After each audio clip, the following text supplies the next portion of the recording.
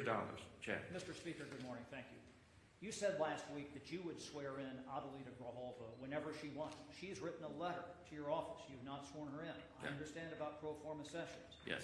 Doesn't your resistance to not swear her in add fuel to the fire that this is about the Epstein files?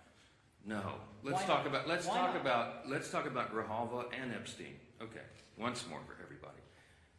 Everybody in Congress, I think, is for maximum transparency of the Epstein files. That is underway right now. Let me point out before I go further, all of the files were in the possession of the Biden-Harris Department of Justice for 4 years. Every single thing that we're talking about right now was in their sole possession. They could have released it. They could have done anything. Ro Khanna, all the Democrats who are jumping up and down making noise about this, didn't say a peep about it for 4 years. I don't know why, but this is another partisan manufactured thing. Is it a serious problem? Yes. I've sat with the victims. Some of the ladies who bravely have come forward and talked about the horrors that they sustained because of traffickers on Epstein Island and all the things he was involved in. Everybody involved in that should have the full weight of justice descend upon their head. And we're all for that. We want every single person who had anything to do with that to be exposed. But there's as many as 1,000 victims estimated. That's what the victims say. There may be 1,000 women who were made to suffer these unspeakable harms because of this. Many of them were underage at the time.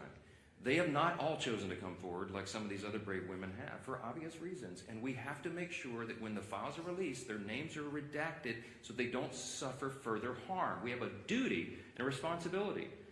You can't just wave a wand and just, open the floodgates. You have to make sure that the victims don't suffer additional harms. That's all we've said. Let's make sure it's done the right way.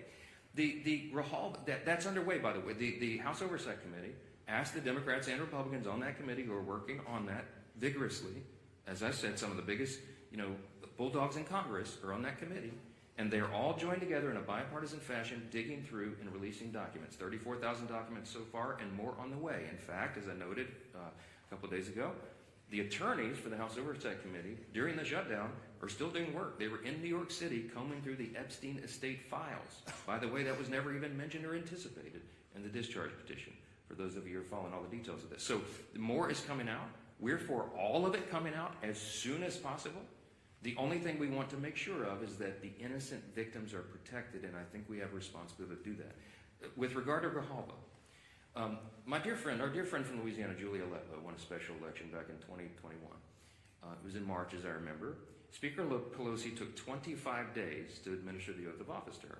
Now, no Democrats, jumped up and down and screamed about that, nor do I recall any Republicans, because everybody understood this is the process of the House. You do it as soon as you're able to do it. Ms. Grahala won her election, and credit to her. She's going to fill her father's seat. I congratulate her. We're happy for her to serve. I'm going to be happy to administer the oath to her, as I am to every member who wins who is duly elected to this body. It's a great honor. But she won her election after the House was out of session. So we've not had a full session.